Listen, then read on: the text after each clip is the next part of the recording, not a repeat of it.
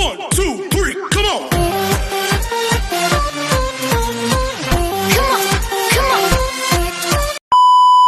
Hello beautiful people! Welcome back to my channel. This is your Mama Sam. Hola mga amigo, amiga, kumare at kumpare. Kamusta kayong lahat? Sana lahat po kayo ay okay at safe ngayong araw na to. At syempre kung ako naman ang tatanungin nyo, nakikita naman ninyo ang beauty ng Mama Sam ninyo, fresh overload pa rin, di ba? Ganyan talaga kapag umiinom ka ng maraming vitamin C+, kumakain ka ng maraming banana dahil sa banana, mas nakakaloka ang kagandahan ng Mama Sam ninyo. Charot! So, kamusta naman kayo? Have a blessed Sunday sa atin lahat ng bonggang-bongga. So, yun. Kanina bumaba ako doon sa baba. Nakita ko si Mr. Toyota. So, sabi niya sa akin, kamusta ka naman? Sabi ko naman, okay na okay. So, sabay hawak sa may likod ko. Gustong-gusto ko yung hinahawakan niya yung likod ko. Yung tipong para kasi akong babae yung dating ko kapag hinahawakan niya ako sa may bewang. Ayun, doon niya ako hinahawakan.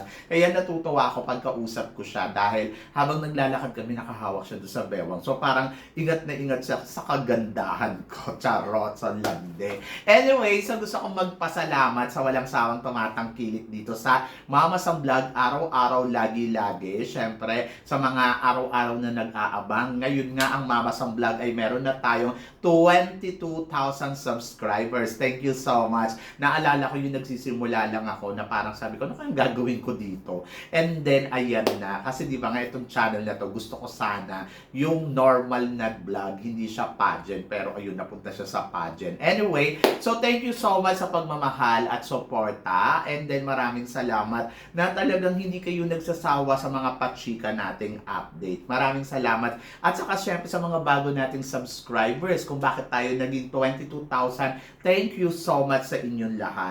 And then of course, shout out tayo sa ating mga ilang solid na kaibigan na talaga naman nakatutok at nag-aabang araw-araw. Maraming salamat kay Bies Nerves, Inday Bisaya 25, Yaya Muhammad, Snake Gem, Dalmesio 784. Ayan ha. Si Dalmesio 784, sabi niya sa akin, ini-ignore ko daw siya. So hello.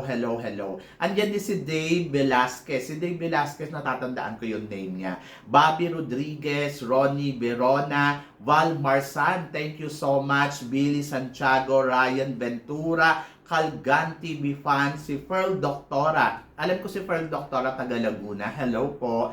And then, of course, si Lid Icastro at saka si Merly Sadoria. So, maraming salamat sa suporta at pagmamahal.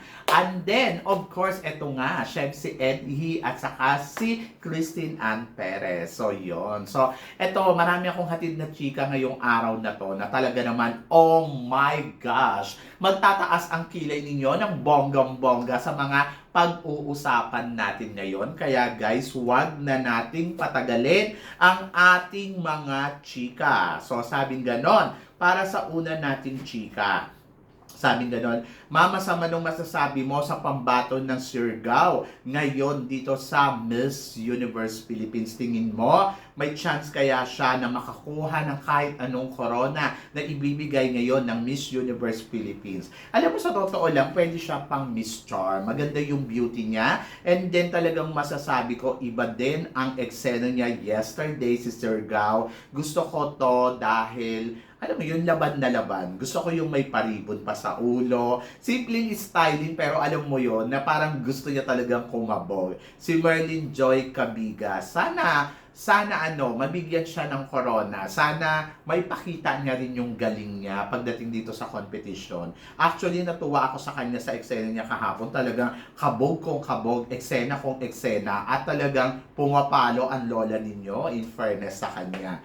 At tignan natin kung ang Siargao ngayon ay mag-shine like a diamond star dito sa Miss Universe Philippines. Kayo ba guys, nagugustuhan nyo ba ang beauty na meron siya? Comment below mo yan. And then of course, possible dark horse daw sa Miss Universe Philippines ang pambato ng Benguet ngayong taon na to. Ito nga si Miko, di ba? Miko ba? So, ako para sa akin, in fairness sa styling niya yesterday, ay nako, ang bongga. Panalo. Tapos ang ganda pa nung height. Kontesera daw talaga to. Sabi ko nga, sana dito din sa Miss Universe Philippines, mabigyan siya ng chance na makoronahan. Alam niyo sa totoo lang, pwede to si Miss Benguet na maging Miss Cosmo. 'Di ba? Sa Cosmo kasi gusto nila yung mga ganyang beauty. Tingnan niyo yung first runner-up at saka yung title holder ng Miss Cosmo. Iisa yung tabas ng mukha nila, mga mukhang kontrabida. Pero kung etong si Miss Benguet makokoronahan ng Miss Cosmo at ipapadala mo sa Miss Cosmo, mukhang mananalo siya. Pero hindi mukhang kontrabida ang lola mo. Mukha siyang Diyosa. 'Di ba? Ang ganda-ganda. So, parang feeling ko, yung mga ganitong itsura, na talagang binibigyan ng corona dapat to, tapos inilalaban sa Cosmo para mapalitan na yung mga mukhang impacta doon. Charot. So, yon. So, nakakaloka. Anyway, so good luck kay Miss Benguet. So, sabi ko nga, pwede to sa Miss Cosmo, sa totoo lang. Eh, kung mabibigyan pa siya ng iba pang, corona, di bongga. So, I wish. Pero aarte pa ba kung Cosmo ang i-offer sa'yo? Go na, di ba? Kesa sa wale. Anyway, good luck. At para naman sa sumunod natin, chika, Mama Sam, tingin mo kay Chela Pal Corner, kakabog kaya siya ng bonggang-bongga? Si Chela Pal Corner, I think, iba ang eksena niya. Palaban ang lola mo at talagang umaarangkada siya ng bonggang-bongga yesterday. Gusto ko yung itsura niya yesterday, very professional yung dating, hindi na siya sexy star. Kasi dati mukha siyang sexy star eh. Ngayon, mukha na siya talagang, alam mo yon, woman na ang dating ng Chela Pal Corner. I love Chela, napakabait na batang to at minsan ko na to na-interview noon sa yung unang laban niya sa Miss Universe Philippines, and then nag-hope ako na sana ang laban niya sa pangalawang pagbabalik niya dito sa Miss Universe Philippines ay makaarangkada na siya ng bonggang-bongga. Sobrang ang timpla lang niya yesterday, tahimikan lang. So, malay natin maging dark horse to. Pwede itong maging Miss Charm. In fairness kay Chela, kung beauty ang pag-uusapan, ay talaga namang maganda. At pwede din siya talaga sa Miss Charm kasi maarangkada din ang eksena nito. Kaya lang, hindi ko lang alam kung paano niya susungkitin ang corona ng Miss Charm kung sakali. Dahil madami talaga din sila nagko-compete dito. Iba din talaga yung ganda ng iba at talagang mga palaban, di ba? So sabi nga gano'n, ano daw masasabi ko kay Miss Baguio? Tingin ko daw ba magba-back to back daw ang Baguio ngayon na makasungkit ng corona dito sa Miss Universe Philippines. To be honest, in fairness sa mga taga Baguio, no? Yung mga pinapadala nila, mga kabugera, rampadora, eksenadora, in fairness, may ganda siya. Gusto ko yung beauty ni Miss Baguio ngayong dito sa pambato nila. Ito yung pinaka-favorite ko nyatang Miss Baguio. Maliban, si Tara Valencia, hindi ko naman favorite last year. Pero naniniwala ako na kabugera ang Tara Valencia. Saka maganda din ang Tara Valencia. Pero iba yung beauty ng Miss Baguio ngayon. Si Gwendolyn Soriano, di ba? So talagang masasabi ko, in fairness, napapalakpak niya ako yesterday dahil iba ang ibinibigay na eksena, iba ang talagang datingan niya. And I love Baguio. Sobra. So, abangan natin. Alam niyo sa totoo lang kung ito si Baguio ay aarangkada ng bonggang-bongga, pwede itong mabigyan talaga ng chance na mabigyan ng corona. Kahit nga universe, pwede siya eh. So, depende sa laro niya, depende sa magiging eksena niya, depende kung gaano ba siya ka-strong sa magiging laban nila dito sa Miss Universe Philippines. At yan yung abangan natin kay Miss Baguio. Are you excited for her? Kasi ako, yes. Sobrang excited ako. So, abangan natin yan. And then, of course, para naman sa sumunod natin, chika, Mama Sam, na-notice mo ba na kamukha ni Gasini Ganados ang pambato ngayon ng Tacloban City? Gasini Ganados, parang ang layo naman, sobrang ganda ni Gasini Ganados. Maganda si Miss Tacloban, to be honest. Gusto ko yung beauty ni Tacloban, in fairness. Nagbigay din siya ng sa akin kahapon. Kasi ang tindig ng lola mo talagang di ba? So, sobrang winner.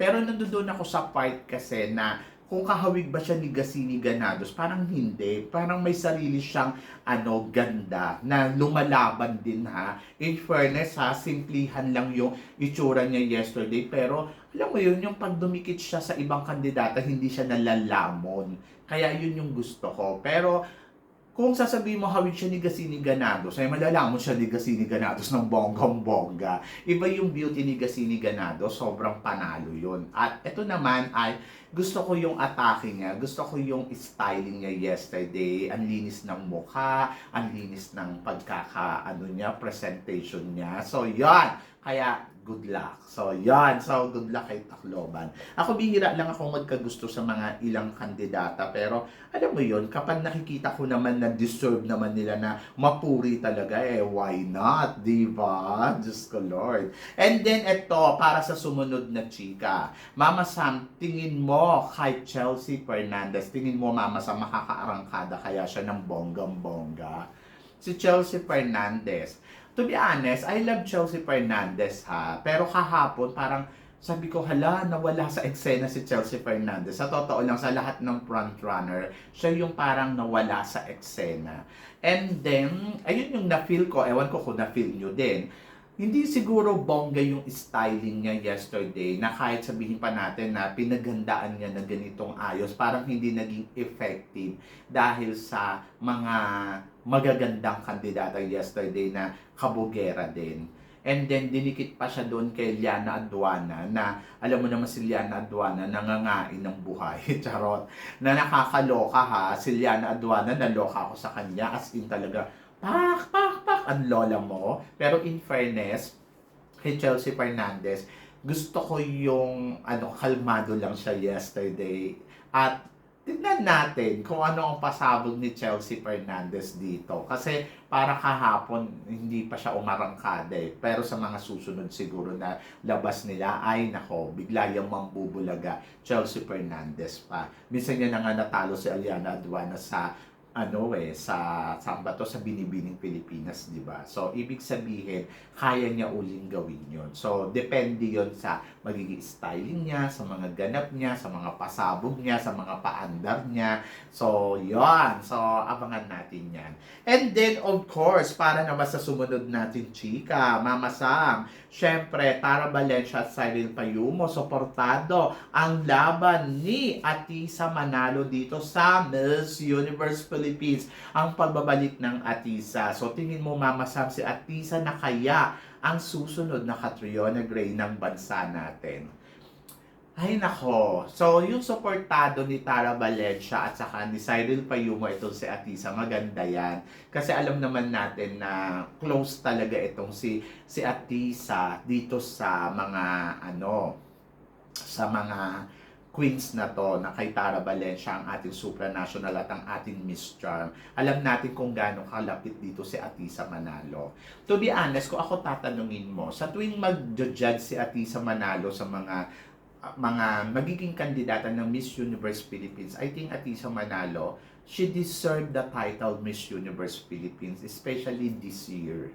So ako, para sa akin, sabihin na natin na, ay nako, maganda si Aliana Aduana, laban na laban si Aliana Aduana, totoo. So, pero kung ako tatanungin mo, deserve talaga ni Atisa Manalo ang title ng Miss Universe Philippines. Hindi ko alam kung bakit, dahil she is Atisa Manalo, and then dahil siguro may maganda ang profile ng Atisa Manalo, and yung beauty ni Atisa Manalo, pwede mong tawagin Miss Universe Philippines. So, I hope so na sana siya ang sumunod na ipadala dito sa Thailand after Catriona Gray. Sana it's all about destiny na ni Atisa Manalo. And gusto siya ng mga Thai. Ayun ang isa dito sa mga nag-push sa kanya. Kasi dito talagang kung sasabihin natin, gusto ba si Atisa Manalo ng mga Thailander? Yes. Gusto nila yung beauty. Kaya nga naloka sila nung natalo si Atisa doon sa Pero kung nandito si Atisa Manalo ngayon at sa kanyang mabibigay ang corona ng Miss Universe Philippines, I think it's a good fight for the Philippines. So yon, yung ganda ni Atisa, yung performance ni Atisa, I think mapaghahandaan niya ng bonggang-bongga. But sana makuha ni Atisa Manalo to. So, yon. Kasi sa ngayon, sa totoo lang, medyo mahirap. Marami siyang kalaban, marami siyang makakabangga, and tignan natin kung ano ang ipapakita. For now, nandoon ako na natuwa ako na isa siya sa mga kandidata dito. Pero kasi minsan parang naiisip ko, nako baka ma-Pauline Abelex to. Pero sana naman, ma-Michelle di siya. Kasi dito siyempre sa Miss Universe Philippines, iilan pa lang naman yung kandidata na nagbalik na pwedeng manalo. Si Pauline maraming beses niya tinay pero hindi talaga umuugma sa kanya. But I hope at isa manalo, masungkit niya na ang corona ng Miss Universe Philippines ngayong taon na to. And let's see, sa pagbabalik ba ni Atisa Manalo ay sa kanya ba mapupunta ang titulong Miss Universe Philippines for 2025?